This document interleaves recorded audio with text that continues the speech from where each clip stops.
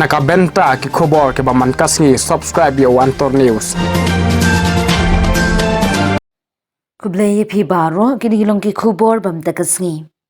Kum shibenta ban kyntiew yaki marap jantan rai bar ki jingthan ki balapan wandor rakikti ki bami nakathan ribhoy ka Trifed Ministry of Tribal Affairs Government of India hakajing tray ringkan bar ka Meghalaya Basin Development Unit Ribhoy District menta kasngi kalayo ban pelong yaka tribal artisans mela kabane arsngi ya kabala pelong ha district Library Hall ha kabalawan bani shimbenta da kinong than jing than kiba nakathem ribhoy ban pin I yala ki marreb berkitiar bala than pinwandur da kikti.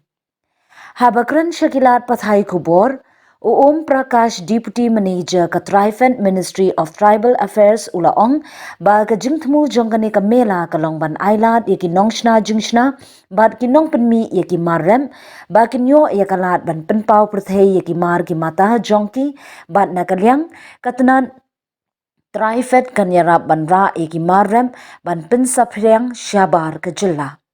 Shushu ulo ongling ba kani ka tribal artisan mela kinyo ru ban jit yaki katu kat ningut ki nongwani shimbenta bad ban yarap yaki ban pendi yaki mar jongki shabar jong ka jylla.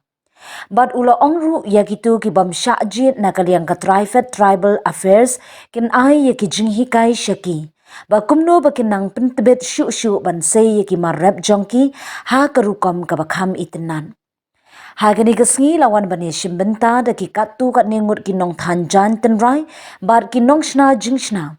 Ha kabalawan ru bani donang daka Om Prakash Deputy Manager ka Trifed Ministry of Tribal Affairs u Iqbal Hussain Senior Program Executive jong ka Trifed Regional Office Northeast and NHDC uba malam kupar kharmudai District Project Manager ka MBDU bar ki staff ka MBDU.